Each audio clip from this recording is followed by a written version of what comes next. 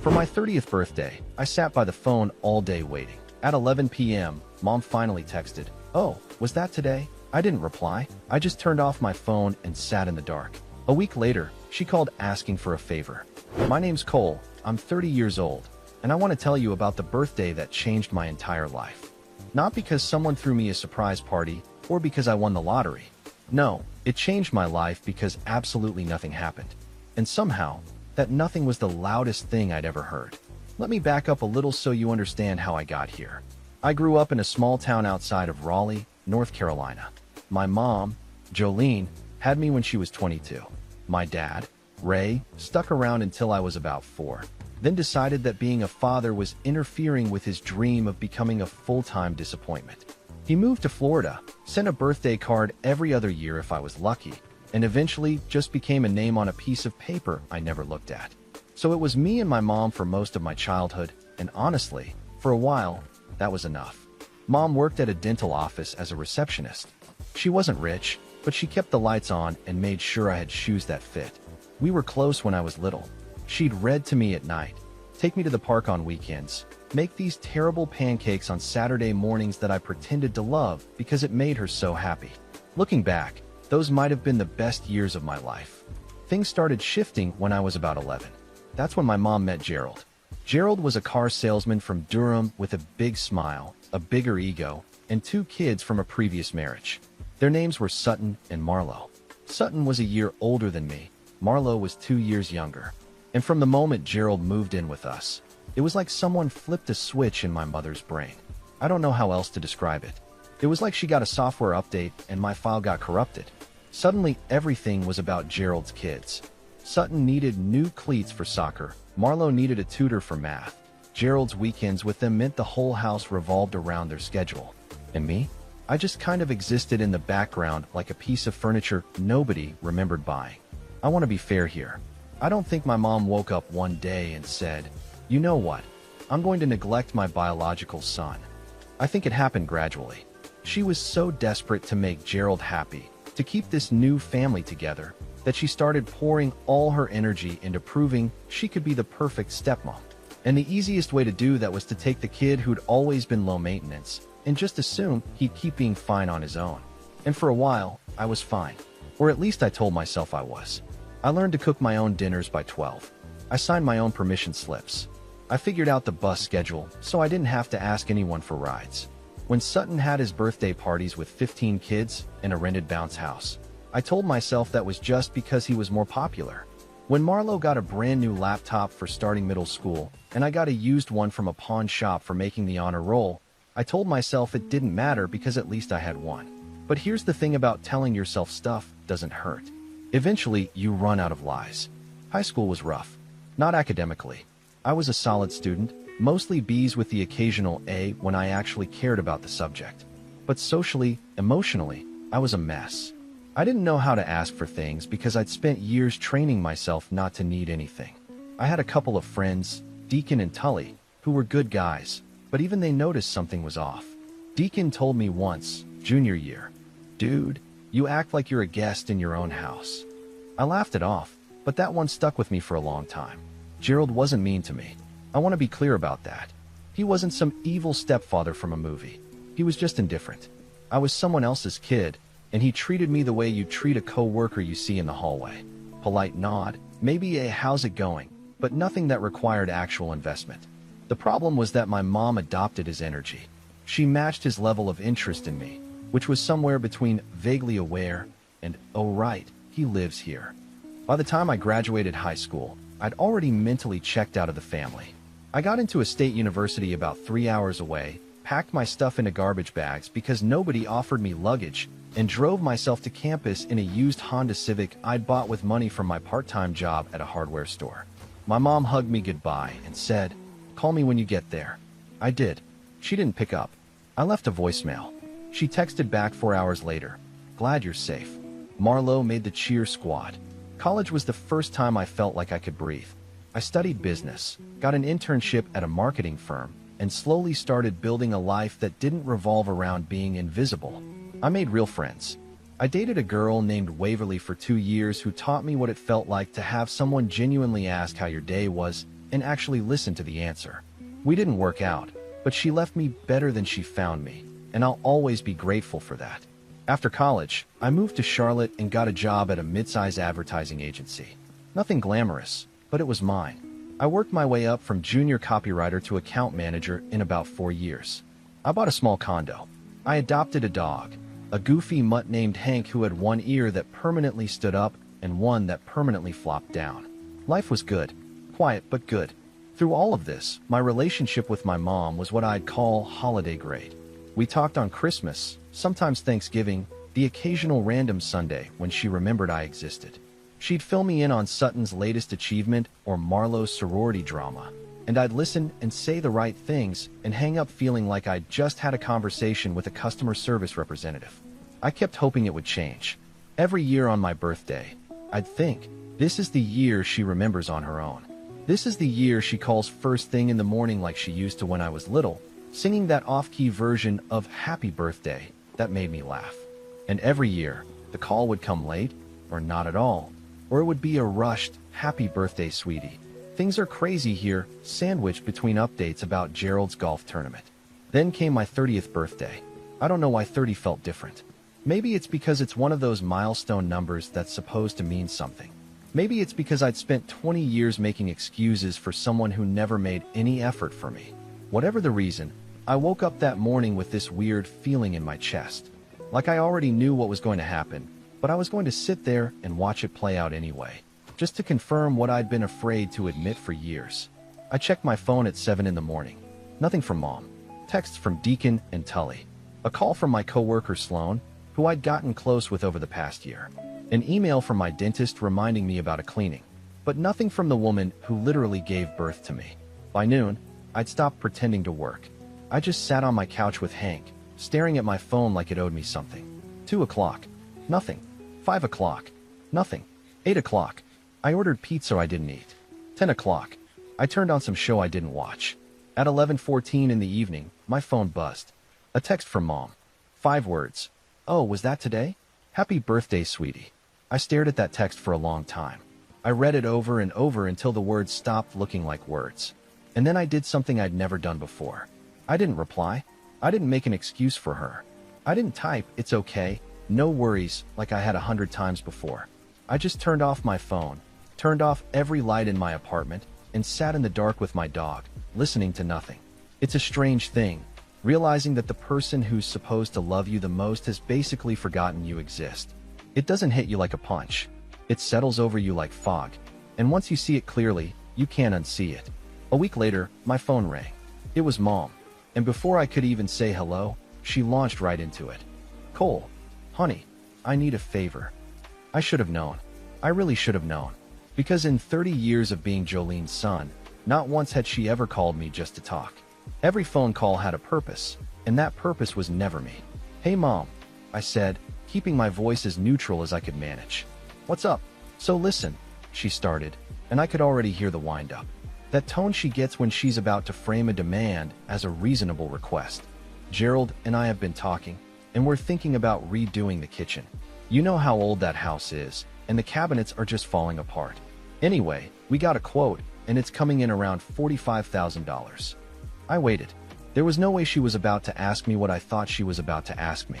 And with Sutton's wedding coming up and Marlowe still finishing grad school, things are just really tight right now.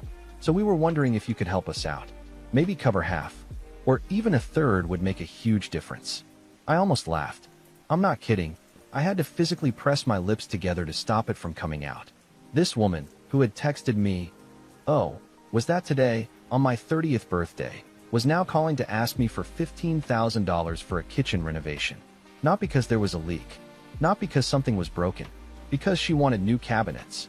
Mom, I said slowly, you forgot my birthday. Silence. Then what?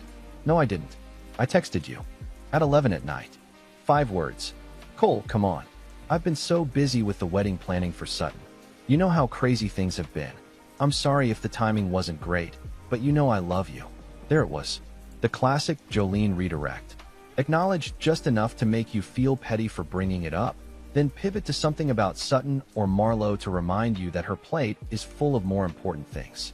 You've been busy planning Sutton's wedding, I repeated. Your stepson's wedding. He's not my stepson, Cole. He's family. We don't do that step thing in this house. Right? You don't do the step thing. But you do the forgetting your actual son's birthday thing. She got quiet. Not the kind of quiet that means she's reflecting. The kind of quiet that means she's recalculating her approach, the way a GPS reroutes when you miss a turn. I don't appreciate the attitude, she said. I called to ask for help because I thought you'd want to be part of this family. You're always so distant, Cole. You never come home. You never call. And now when I reach out, you throw my one mistake back in my face. I wanted to scream. I wanted to list every missed game, every forgotten milestone, every time she chose Gerald's kids over me. But I didn't, because I'd been trained not to. 20 years of swallowing it down doesn't just switch off because you're angry. I can't give you $15,000, Mom, I said. Even 10 would help. I'm not giving you money for a kitchen renovation. Fine. Her voice went cold.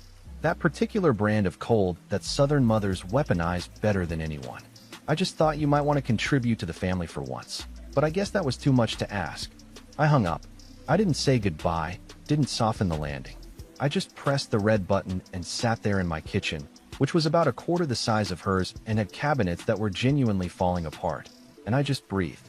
That call broke something in me. Or maybe it fixed something. I'm still not sure which. The weeks after that were some of the worst of my life. Not because of the phone call itself, but because of what it unlocked. It was like pulling one thread and watching the whole sweater unravel. Every memory I'd carefully filed away under "it wasn't that bad" came flooding back, and this time I couldn't put them back in the drawer.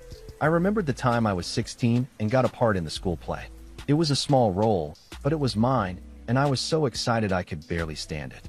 I told my mom the show was on a Friday night. She said she'd be there. Friday came, and I stood backstage peeking through the curtain, scanning the audience. She wasn't there. After the show, I checked my phone. A text from Gerald. Your mom and I took Marlo to her volleyball tournament in Greensboro. Break a leg. The show was already over. I remembered the time I was 23 and got my first real promotion. I called my mom to tell her, and she said, "That's great, honey. Oh, before I forget, Sutton just got engaged.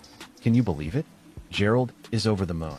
She talked about Sutton's engagement for 45 minutes. She never asked what my new title was.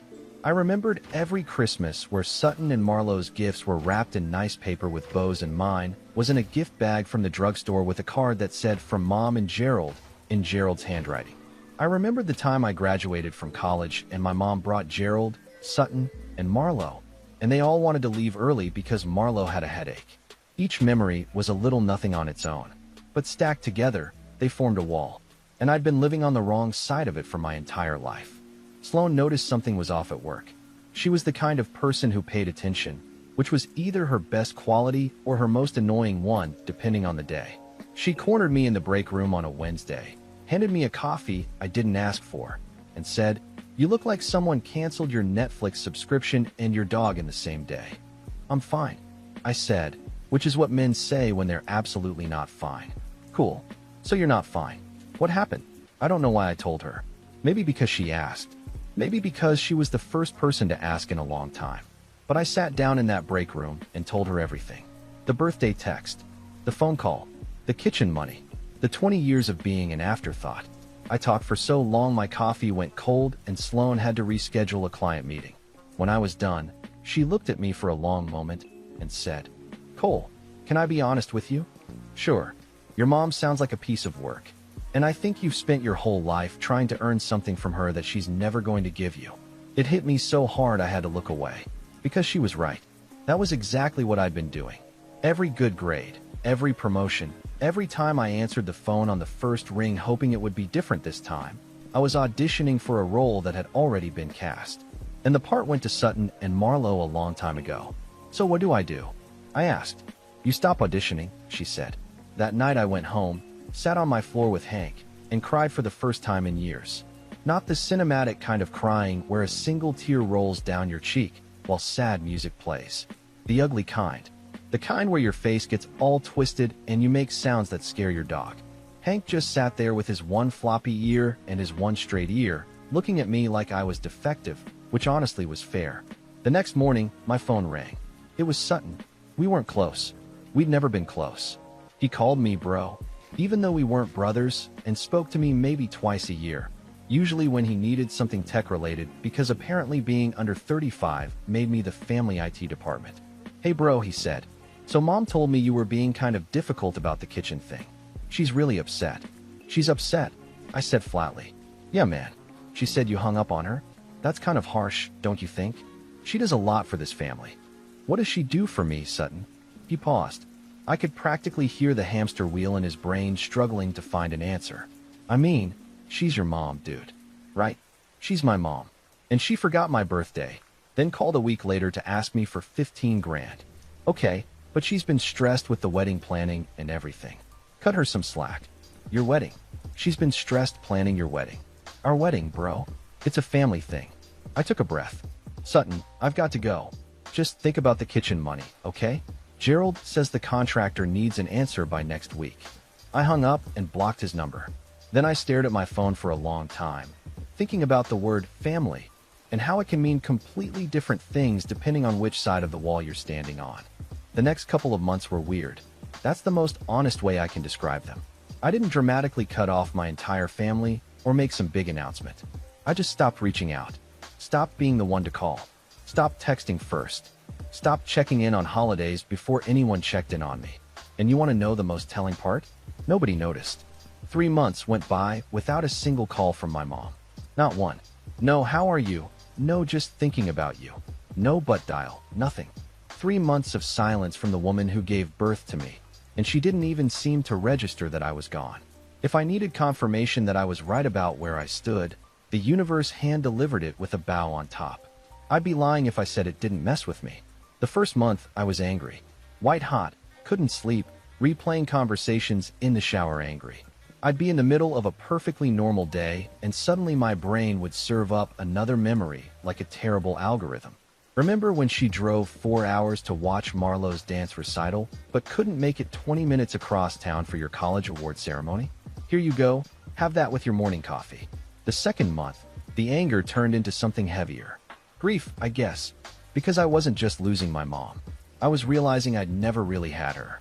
The mom I was grieving was the one from before Gerald, the one who made bad pancakes and read to me at night. And that mom had been gone since I was 11. I'd just been too stubborn to admit it. The third month, something shifted.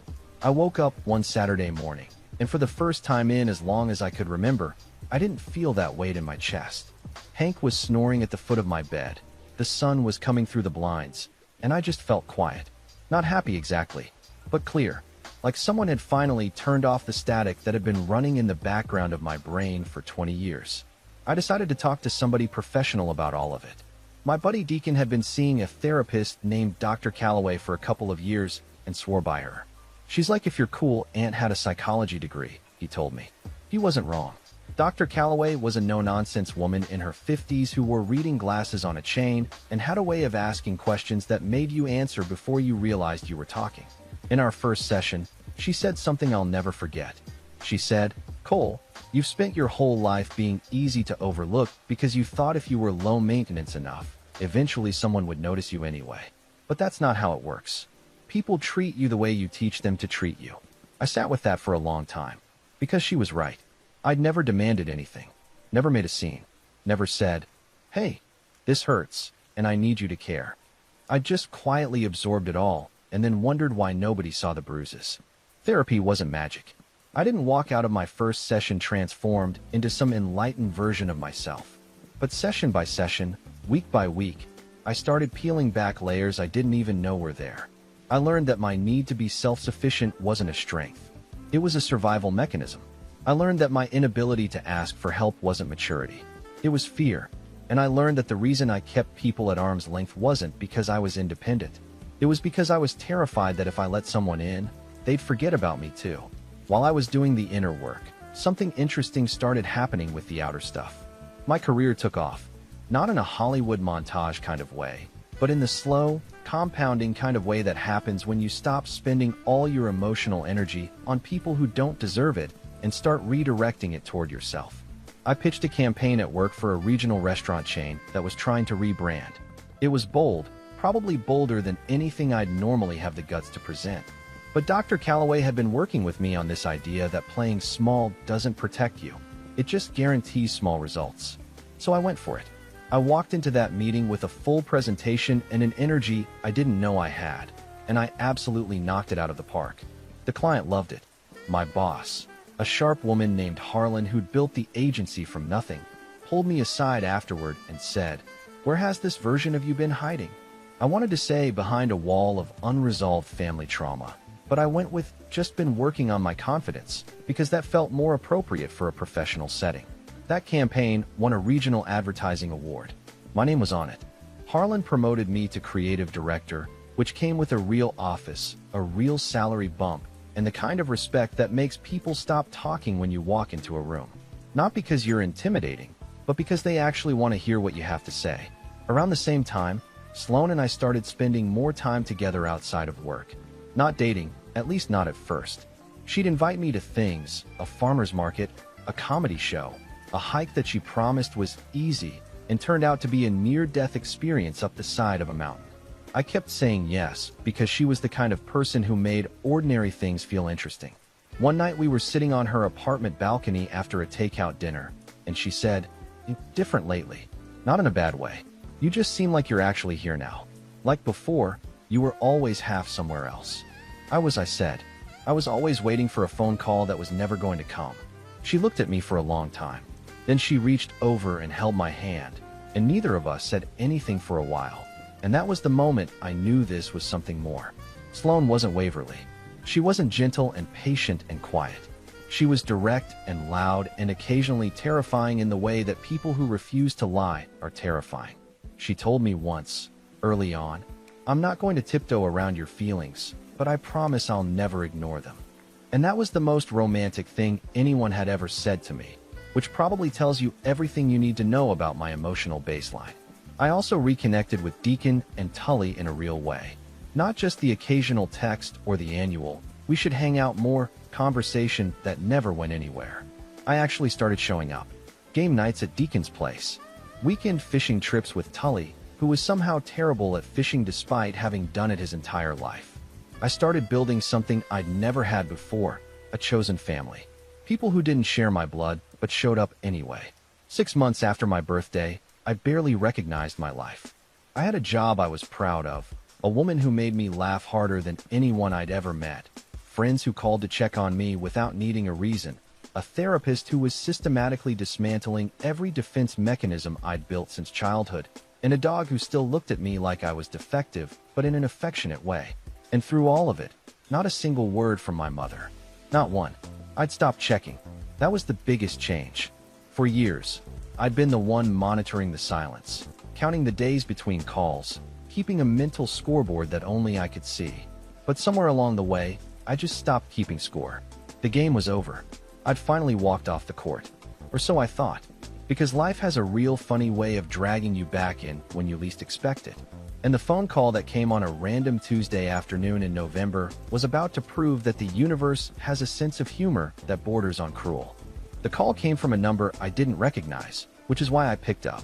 If it had come from Mom's number, I probably would have let it ring. But it was a local Charlotte area code, so I answered. "Is this Cole?" The voice was male, tired, and vaguely familiar in a way I couldn't immediately place. "Yeah, who's this?" "It's Gerald." I almost dropped my phone. Gerald had never called me. Not once in 19 years. The man had lived in the same house as me for 7 years and communicated primarily through nods and the occasional sports-related comment. Hearing his voice on the phone was like hearing your dentist call you on a Saturday. Something was very wrong. "Gerald, okay, what's going on?" He took a breath. The kind of breath people take when they're about to tell you something they've been rehearsing. "Listen, I know we're not close. I know things haven't been great between you and your mother. But I'm calling because I don't know who else to call." "What happened?" "The business is gone, Cole." Turns out Gerald's car dealership, the one he'd been running for the past 15 years, the one he bragged about at every single family dinner like he was the Henry Ford of used Toyotas, had gone under. Not just a rough quarter. Gone. He'd been hemorrhaging money for years, making bad investments, extending credit to people who never paid, and propping the whole thing up with loans he couldn't service. The bank had finally called it in. The dealership was closing, and Gerald was staring down a mountain of debt that would have made a bankruptcy attorney weep. "How much?" I asked, because I'm a numbers person and I couldn't help myself. About $380,000. I let that number sit in the air for a moment. $380,000. This was the man who'd asked me to chip in 15 grand for kitchen cabinets. Okay, I said carefully. That's a lot of money, Gerald. But why are you calling me? Because your mother doesn't know the half of it yet. She knows the dealership is struggling, but she doesn't know about the second mortgage. The second mortgage? On the house, Cole. I took out a second mortgage on the house to try to keep the business afloat. If I can't figure something out in the next 60 days, we're going to lose it. I leaned back in my chair and stared at the ceiling. The house. My mom's house. The house I grew up in before Gerald turned it into Sutton and Marlowe's personal resort. The house with the kitchen she wanted to renovate with my money. Does my mom know you're calling me? I asked. No, and I'd appreciate it if you didn't tell her. I just thought maybe you could help. You've done well for yourself. Your mother talks about how successful you are. I almost laughed again. My mother talks about how successful I am. Not to me, of course. Never to me. But apparently to Gerald, when she needs to reference a potential ATM. Gerald, I'm not giving you money. Cole, please.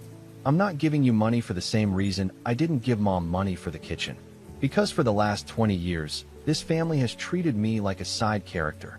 And now that the main characters are in trouble, suddenly I exist. That's not how this works. He was quiet for a long time. Then he said something that genuinely surprised me. You're right. And I'm sorry about that. I didn't expect an apology from Gerald. It threw me off balance. I appreciate you saying that, I said. But it doesn't change my answer. After I hung up, I sat with it. I wasn't gloating. I didn't feel triumphant. I felt heavy, because underneath all the justified anger, there was still a kid in there who loved his mom and didn't want her to lose her house. And that kid was very loud. I called Dr. Calloway and told her everything. She listened without interrupting, which was how I knew it was serious because normally she had no problem cutting in with a well-timed observation. When I finished, she said, "What are you feeling right now?" Conflicted, angry, guilty, and annoyed that I feel guilty. The guilt makes sense, she said. You were conditioned to be the one who fixes things. But I want you to sit with a question.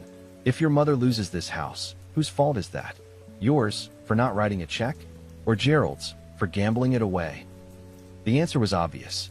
But obvious and easy aren't the same thing. Over the next few weeks, the situation unraveled fast. My mom found out about the second mortgage.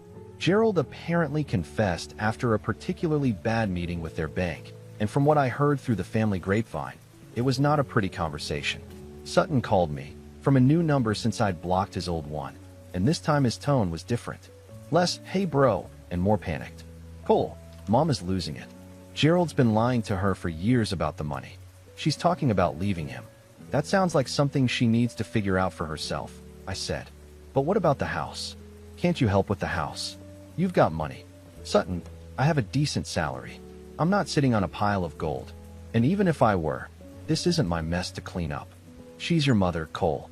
"Yeah, she is. And where has she been for the last 6 months? For the last 10 years? Because I've been right here, Sutton. Right here with the same phone number, waiting for a call that never came." He didn't have an answer for that. Marlo texted me next. We'd spoken maybe 5 times in our entire lives, and 3 of those were her asking me to connect to the Wi-Fi when she was visiting. Her text said, "Hey Cole, I know we're not super close, but Mom really needs help right now. She's been crying for days. Can you come home?" I read it. I didn't respond. Not out of cruelty, but because I genuinely didn't know what to say. It was Sloan who helped me figure it out. We were lying on her couch on a Sunday afternoon. Hank sprawled across both our laps like a furry bridge, and I told her about Marlowe's text. "What do you want to do?" she asked. Part of me wants to help. Part of me wants to let it burn.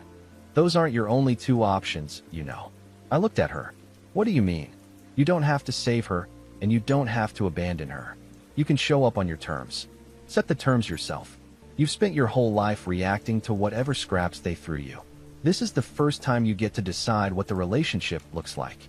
I thought about that for days, turning it over like a stone in my pocket.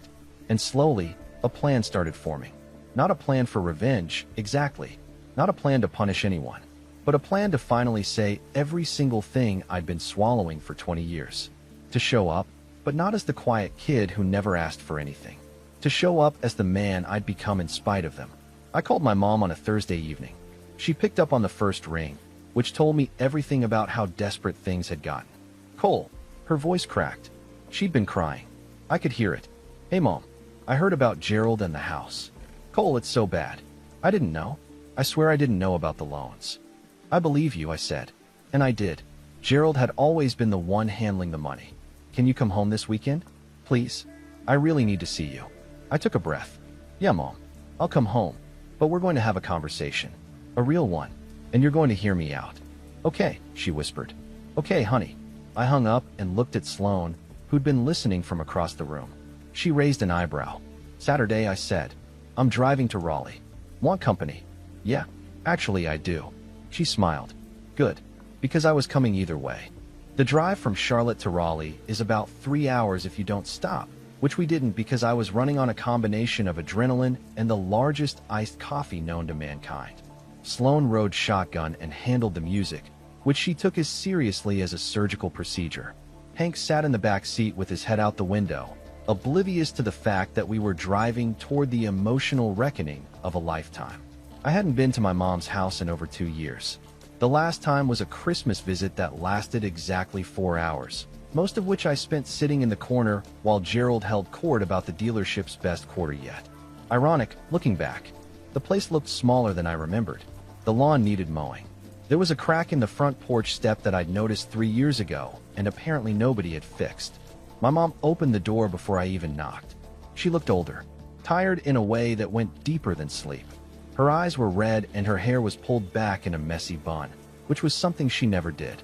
Jolene was the kind of woman who did her makeup to check the mail. Seeing her like this told me everything about how bad things had gotten. Cole, she said, and reached for a hug. I let her hug me. I didn't pull away, but I also didn't melt into it the way I would have a year ago. I kept my feet planted. Sloane hung back by the car, giving me space. Smart woman. Inside, Gerald was sitting at the kitchen table. The same kitchen with the cabinets he wanted me to pay for. He looked 10 years older than the last time I'd seen him. His usual bluster was completely gone, replaced by the hollow expression of a man who'd run out of lies to tell. Cole, he said with a nod. No handshake, no fake smile. Just my name and the weight of everything behind it. My mom started making coffee, which is what Southern women do when they don't know what else to do. I sat down across from Gerald and waited.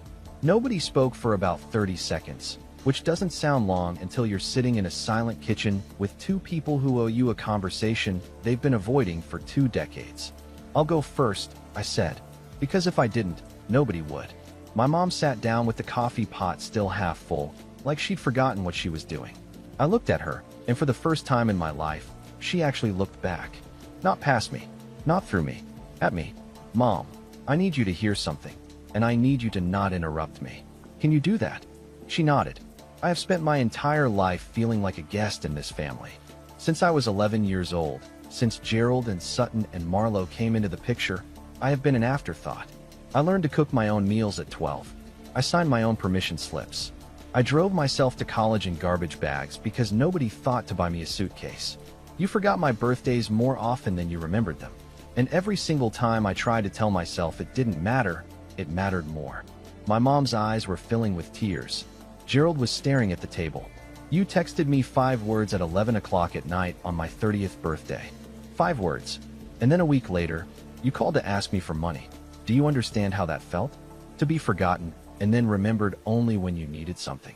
Cole, I'm so sorry, she started. I'm not done. My voice didn't crack. I didn't raise it.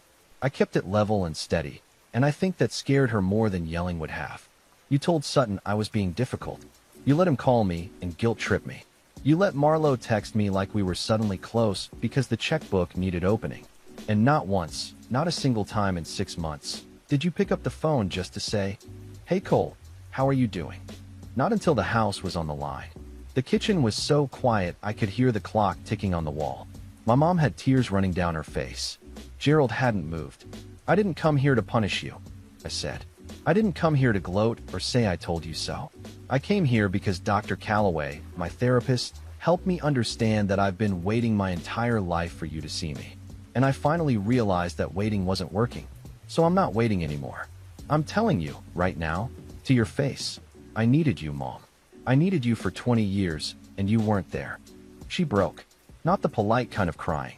The kind that comes from somewhere deep, the kind that sounds like it hurts. She put her hands over her face and sobbed, and part of me wanted to comfort her, and part of me thought, now you know what it feels like. Gerald finally spoke. He's right, Jolene. I've known it for years and I didn't say anything because it wasn't my place. But the boy is right. I looked at him. It was your place, Gerald. You lived in that house. You watched it happen. You could have said something any time in 19 years. He nodded. You're right about that too. My mom wiped her face and looked at me with something I hadn't seen from her in a very long time. Actual awareness. Like she was finally seeing the full picture instead of the cropped version she'd been living in. What can I do? She asked. What can I do to fix this? I don't know if you can fix it, I said honestly. But you can start by being honest about what happened. Not just the last 6 months. All of it. The favoritism. The forgetting. The way you treated Sutton and Marlowe like your real kids, and me like a roommate. I need to hear you say it. And she did. Slowly, painfully, my mother sat at that kitchen table and acknowledged every single thing I'd just said. She didn't make excuses. She didn't blame Gerald, even though he deserved some of it. She just owned it. I was so afraid of losing Gerald, she said quietly. I was so afraid of being alone again that I poured everything into making his kids love me. And I took you for granted because you never complained. You were always so strong, Cole. So independent. I told myself you were fine. I wasn't fine, Mom. I was just quiet. She closed her eyes and nodded. I know that now. We talked for 4 hours. Gerald eventually left the room, which was probably the most considerate thing he'd done in 2 decades. My mom and I sat across from each other and had the conversation we should have had when I was 15. It wasn't perfect. It wasn't some magical healing moment where everything was suddenly okay. But it was real. For the first time in my life, my mother and I had a real conversation. I didn't give them money for the house. I want to be clear about that. Gerald's mess was Gerald's mess, and I wasn't going to subsidize 2 decades of financial mismanagement. They ended up selling the house, downsizing to a small apartment, and Gerald took a job at another dealership working for someone else. I heard through the grapevine that he hated it, which I'm not proud to say gave me a small amount of satisfaction. Okay, a medium amount. Sutton's big wedding got scaled way back. No destination venue, no live band, no open bar that Gerald had been bragging about for months. They ended up doing a backyard ceremony at a friend's house. I wasn't invited. That stung for about 5 minutes until Sloane pointed out that not being invited to the wedding of someone I barely knew wasn't actually a loss. She had a point. Marlowe eventually reached out on her own, not to ask for anything, which was a first. She acknowledged that she'd benefited from the imbalance and apologized for never seeing it from my side. We talk occasionally now, and I respect that she had the guts to say something. As for me and my mom, it's a work in progress. She calls me every Sunday now. She asks about my job, about Sloane, about Hank. She remembered my 31st birthday, called at 7 in the morning, sang the off-key version. I cried a little, but I'll deny that if anyone asks. I didn't forgive her because she earned it overnight. I forgave her because carrying that weight was exhausting, and because Dr. Calloway helped me understand that forgiveness isn't about saying what happened was okay. It's about deciding it doesn't get to run your life anymore. Sloane and I moved in together last spring. Hank loves her more than he loves me, the traitor. Deacon was my +1 at a company gala last month, and Tully still can't catch a fish to save his life. My life isn't perfect, but it's mine. Every piece of it I built. Every relationship in it I chose. And for the first time in 31 years, I'm not sitting in the dark waiting for a phone call. I'm the one making the call now. And the people on the other end actually pick up.